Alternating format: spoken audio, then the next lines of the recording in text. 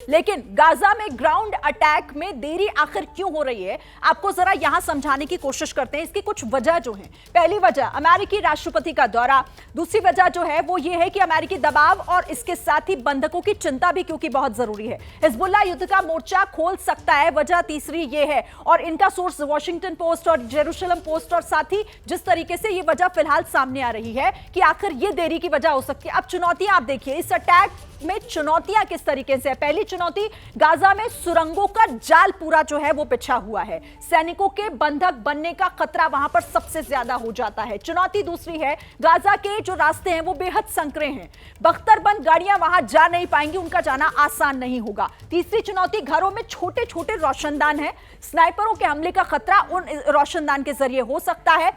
चौथी चुनौती है ATGM और RPG, इजरायली सैनिकों पर हमले का खतरा इसीलिए बढ़ जाता है। और इसके साथ ही अगली चुनौती, जो ये चुनौतियां हैं तमाम, इससे आप समझ सकते हैं कि कैसे बड़ा नुकसान पहुंचा सकता है हमास और अटैक हेलीकॉप्टर, क्योंकि आतंकियों के पास MPADS है, अटैक हेलीकॉप्टर वहां गिराए जा सकते हैं और इसीलिए ये चुनौती बहुत ज्यादा बड़ी है। ये एक बहुत बड़ी वजह, इन तमाम बातों के बाद आप समझ सकते हैं कि आखिर देरी क्यों हो रही है।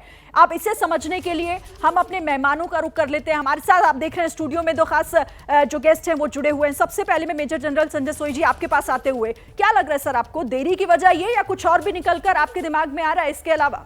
नहीं, बिल्कुल शिरीन जी, काफ़ी आपके ऑब्जर्वेशन ठीक है। मैं थोड़ा सा, मेरा विचार ये है कि इजराइल ये जो कर रहा है ये सब एक प्लान तरीके से जा रहे हैं। इनको शुरू में एक झटका लगा, वाकई में वहाँ उनका अनप्लान था, एक कैजुअल्टी सफ़र की, इंटेलिजेंस फेलियर हुआ, लेकिन उसके बाद उन्होंने संभल के जो कार्रवाई की है वो पूरा एक तरह से तरीके के हिसाब से जा रहे हैं। देखिए, पहले उन्होंने जैसा था रिटेलिएशन किया, एयर बम्बार्डमेंट किया मिसाइल के द्वारा, जहाँ जहाँ हमास के अड्डे थे, हेडक्वार्टर थे, जहाँ पे उनके डिपोज थे, उन सबको बर्बाद किया, पिन पॉइंट अटैक किए। ज़्यादातर बिल्डिंगें जैसे आप दिखाते रहे चैनल में, एक एक बिल्डिंग गिरी, आसपास पूरा कोलेट्रल डैमेज कम से कम करने की कोशिश की है।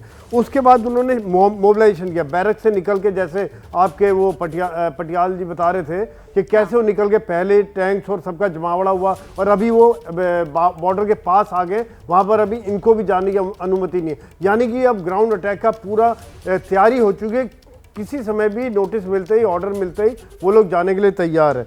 तीसरा, इन्होंने क्या किया, अभी जो कमांडो टीम जा चुकी है इनके इंटेलिजेंस अब काम कर रहा है पूरी तरह से, मोसाद का और जो लोकल इंटेलिजेंस, जो ह्यूमन इंटेलिजेंस है, टेक्निकल है, उसके द्वारा एक एक करके कमांडरों को मारते जा रहे हैं। देखिए, ये बहुत बड़ी सफलता है इनको मिल रही है कि उनकी विल टू फाइट, उनको लड़ने की क्षमता, उनके अंदर जो लड़ने का जो जोश है हमास का, वो खत्म करते हैं। जब उनको लग रहा है कि इतने टॉप कमांडर मर रहे हैं और हमास के कमांडरों के साथ और लोग भी मर रहे हैं, तो ये यानी कि उनका एक तरह से मोरल डाउन हो जाता है। साथ ही साथ इनको आइसोलेट कर दिया गया, सामने से, उधर से, समुद्र की तरफ से इजिप्ट का बॉर्डर बंद कर दिया गया ताकि इनको फ्रेश सप्लाई नहीं आता जाए। वो नहीं चाह रहे कि रशिया के जैसे यूक्रेन के साथ हुआ है कि यहाँ से हमला हो रहा है, पीछे से उनके पूरी सप्लाई आती जा रही है।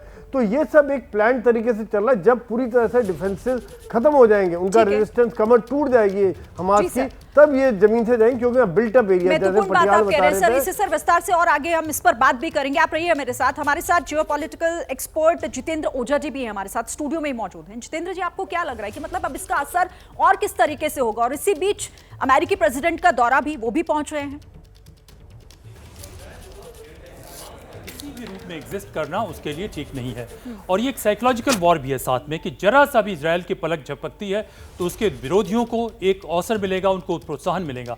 अभी आप देखें कि ईरान ने कहा है, उसके विदेश मंत्री ने कहा है कि इस एरिया में एक्सिस ऑफ रेजिस्टेंस बहुत सारी मिलिशियाज हैं, तो उन तमाम मिलिशियाज को भी अनलीश कर सकती हैं। तो इस मौके पे बाइडेन साहब का आना और ये 2000 से अधिक मरीन्स का आना और या रीइंफोर्समेंट जो अमेरिका की तरफ से आई है, वो उसको टोटली कंटेन कर देना चाहते हैं। जैसे ही घड़ी का काटा दोपहर 2:30 पे आए, बबीता जी का दिल सास बहू साजिश के लिए मचल जाए।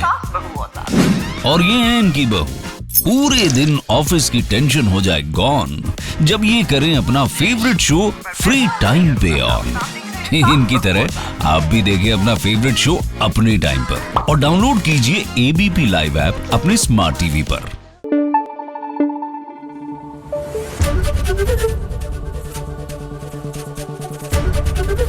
ABP न्यूज आपको रखे आगे।